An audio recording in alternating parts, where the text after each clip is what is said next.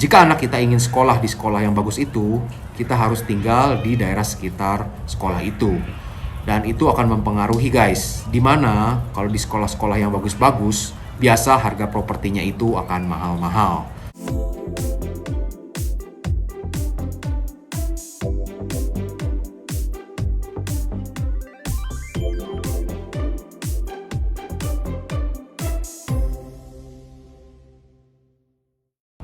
Halo guys, ketemu lagi nih dengan gua Darwin dalam channel pribadi gua Opini Darwin. Dan dalam video kali ini gua akan membahas mengenai jenis-jenis sekolahan yang ada di Ontario ini ya guys ya. Tapi disclaimer dulu, gua bukan agen edukasi, gua bukan agen tenaga kerja dan juga agen imigrasi. Dan gua lakukan ini, share hal ini berdasarkan pengalaman gua pribadi ya. Bagaimana anak gua sekolah di sini dan juga berdasarkan apa yang gua baca-baca dari website sekolahan yang ada di sini guys. Nah, untuk lebih lanjutnya, kalau kalian pengen tahu informasinya lebih detail, silahkan cek di Google aja ya. Oke, untuk video ini gue lakukan di outdoor. Ini berkaitan dengan komentar dari salah satu subscriber ya, yang bilang, bro, sekali-sekali bikin videonya outdoor dong, supaya nggak bosan, bisa melihat pemandangan di Kanada bagaimana gitu ya. Dan gue lakukan hal ini. Ini di awal Desember, dan suhunya lagi -2 nih guys ya. Tapi untungnya anginnya lagi nggak kenceng nih. Makanya gue bisa membuat video seperti ini nih. Ya, semoga cuacanya akan bagus terus ya selama gue membuat video ini ya. Oke guys, jangan lupa kembali lagi untuk subscribe, like, and comment, dan bantu share ya jika kalian merasa video ini bermanfaat. Oke guys, ini kurang lebih gambaran mengenai sekolah yang ada di daerah Mississauga ya guys ya. Nah, yang seperti kalian lihat ini adalah lapangan sepak bolanya, cuman lagi tertutup oleh snow. Lalu kalau kita geser ke sini, kita bisa lihat tuh ada beberapa anak-anak yang sedang main snow ya. Dan ini adalah salah satu jenis sekolah negeri yang gratis nih guys ya, yang ada di Ontario nih. Dan seperti yang kalian bisa lihat ya, ini karena lagi snow, jadi banyak snownya di lapangannya. Cuman kalau lagi summer nih ya, wah rumputnya ini hijau semua, bagus banget guys. Dan juga seperti kalian lihat tuh di situ fasilitasnya. Selain ada lapangan yang besar ya, itu ada lapangan basket di pojok tuh, kecil ya karena dari jauh, dan juga ada lapangan sepak bola di pojok belakangnya. Dan kalau kita lihat geser ke kiri, ini ada lapangan tenis juga guys. Jadi kalian bisa bayangin kan, ini sekolah negeri aja nih, fasilitasnya ini sangat bagus sekali nih guys. Nah, di samping sekolahannya ini kebetulan pas banget sekolah ini berlokasi bersebelahan dengan community center ya guys ya.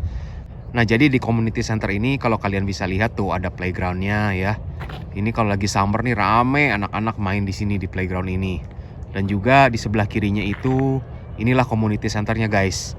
Jadi di dalam community center ini ada indoor swimming pool, lalu ada library, dan juga ada basketball gym ya.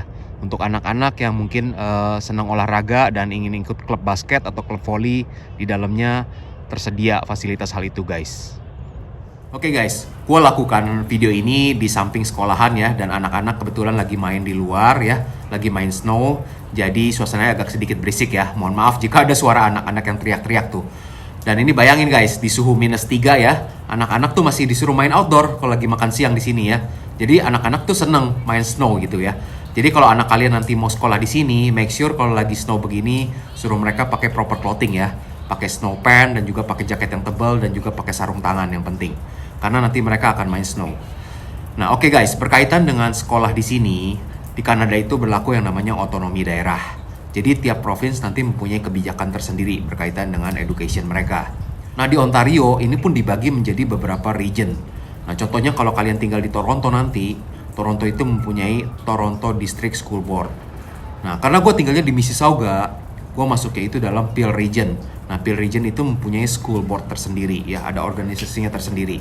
Nah, gue akan jelaskan apa yang ada di Peel karena berdasarkan pengalaman gue mendaftarkan anak gue sekolah ya. Nah, sekolah yang gratis di Peel ini ialah public school dan Catholic school ya, gue jelaskan ya.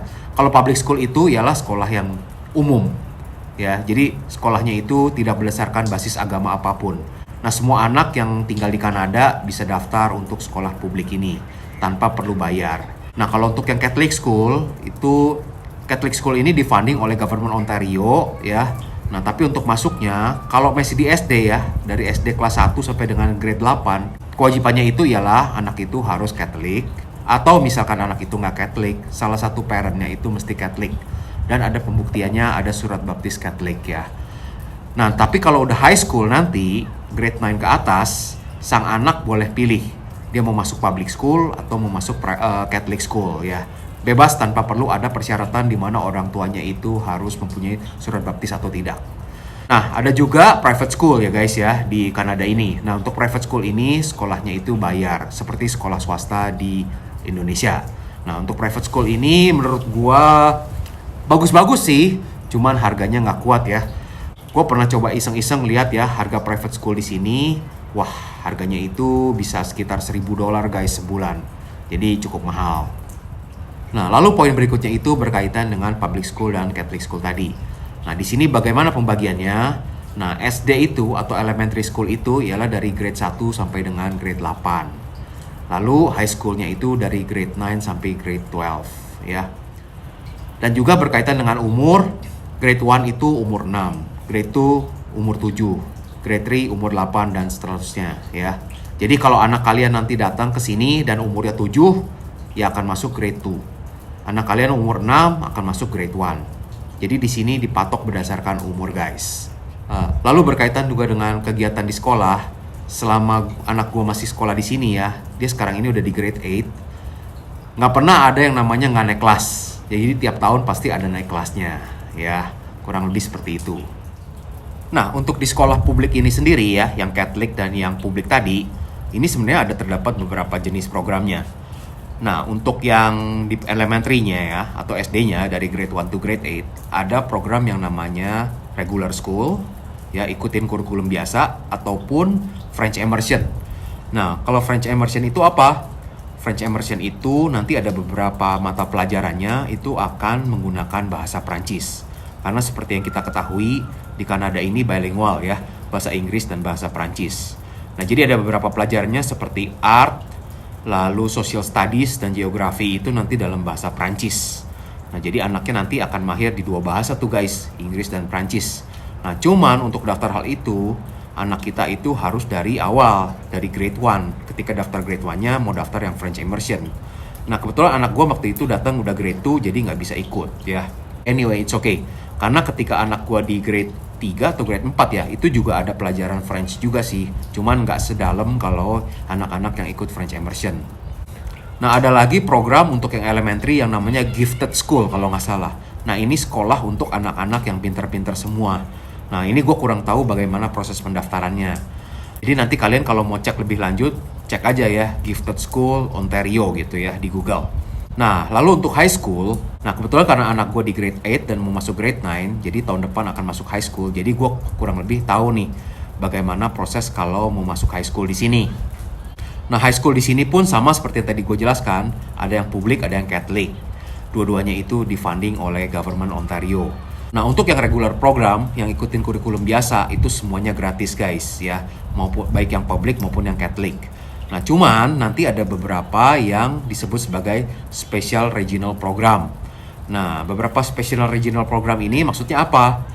Nah, beberapa high school di sini itu nanti ada yang menawarkan program-program khusus untuk anak-anak yang misalkan sudah mempunyai bakat atau talent di bidang tertentu. Contohnya beberapa regional program yang ada itu SciTech, Science and Technology. Jadi ada beberapa high school di daerah Peel ini, di Mississauga ini, yang menyediakan program SciTech, Science and Technology. Nanti anak-anak yang minat itu harus daftar untuk program itu, nanti akan ada tesnya. Nah, misalkan dari tes itu nanti terseleksi, beberapa yang akan kepilih akan masuk dalam program SciTech. Nah, program-program yang ada, nanti kalian cek aja secara detail di Google ya, misalkan Peel Regional Special Program gitu. Nah, yang gue tahu program-program yang ada itu SciTech tadi yang pertama, Science and Technology. Lalu yang kedua Advanced Placement. Advanced Placement itu apa? Intinya kalau anak kita misalkan jagonya di math gitu. Nanti di program Advanced Placement itu nanti matematiknya akan di drill dengan sungguh-sungguh guys. Kurang lebih seperti itu sederhananya. Lalu ada program lagi IBT, International Business and Technology. Misalkan jika anak kita senangnya bisnis dan teknologi, nah high schoolnya nanti akan pendalamannya di pelajaran itu. Lalu ada juga program yang namanya IB, International Baccalaureate ya. Nah, kalau yang IB ini intinya sebenarnya anak kita akan mengikuti kurikulumnya bukan kurikulum Kanada guys. Jadi mengikuti kurikulum internasional. Jadi misalkan anak kita nih nanti lulusan high school dari Kanada, terus pengen kuliahnya di Jerman, maka akan lebih mudah untuk kuliahnya nanti karena high schoolnya sudah mengikuti internasional kurikulum. Lalu ada juga program yang khusus di art ya. Misalkan anak kita jago main piano atau jago gambar, ada high school di sini yang spesialis di art. Nah, kurang lebih seperti itu guys gambarannya. Oke guys, selain itu ada juga program yang namanya spesialis high skill major. Jadi ada beberapa sekolahan di sini juga yang mempunyai program unggulan atau high skill majornya ya.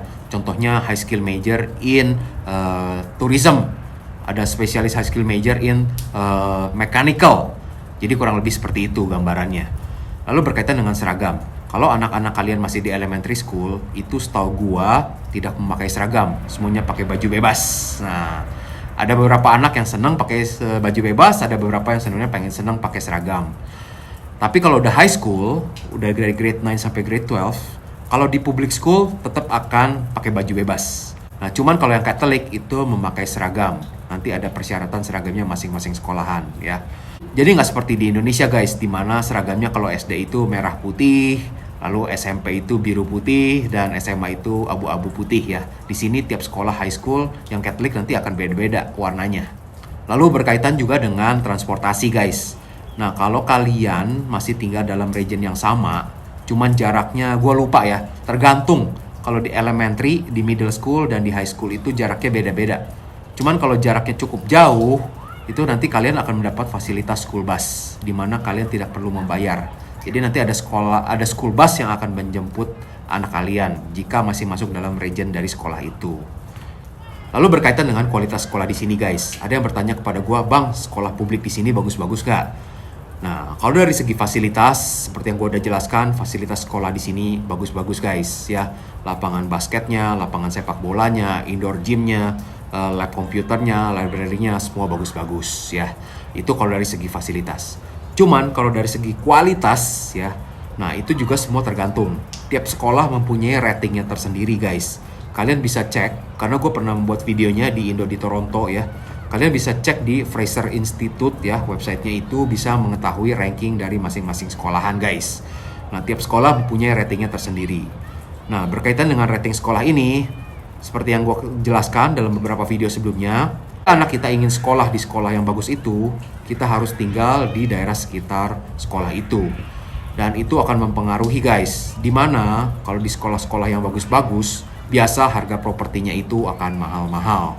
Jadi kurang lebih seperti itu. Oh ya guys, ada yang gue lupa sampaikan, bahwa seperti yang tadi gue jelaskan kan kalau sekolah publik di sini gratis ya. Tapi itu tidak berlaku jika misalkan anak kalian itu masuknya programnya yang khusus. Setahu gue nih ya, karena gue lagi ngikutin proses anak gue daftar nih ya. Tolong bantu dalam doa ya, semoga anak gue bisa diterima untuk program yang IB. Dia kemarin baru ikut tesnya untuk program yang IB ya. Nah, kalau yang IB ini, karena programnya itu International Baccalaureate, International Curriculum, jadi untuk grade 9 dan grade 10-nya itu masih gratis, cuman nanti grade 11 dan grade 12-nya itu bayar. Cuman bayarnya menurut gue masih cukup logis. Setahun itu bayar $1.200 atau $100 sebulan guys, untuk program yang IB itu. Jadi ya so far menurut gue harganya masih cukup oke lah ya, dibanding kalau private school yang $1.000 sebulan guys. Oke guys, jadi kurang lebih seperti itu video penjelasan gue hari ini mengenai sekolah yang ada di Ontario. Dan jika kalian merasa video ini bermanfaat, jangan lupa untuk subscribe, like, and comment, dan bantu share ya, supaya gue tetap semangat membuat video ini. Dan juga misalkan ada kesalahan dari penjelasan gue, tolong tulis di komentar ya. Kembali lagi, gue lakukan hal ini berdasarkan pengalaman gue pribadi dan juga berdasarkan apa yang gue baca di websitenya ya. Jika kalian ingin tahu lebih detail, klik aja di Google ya. Oke, sampai jumpa di video berikutnya. Stay safe and stay healthy, oke? Bye!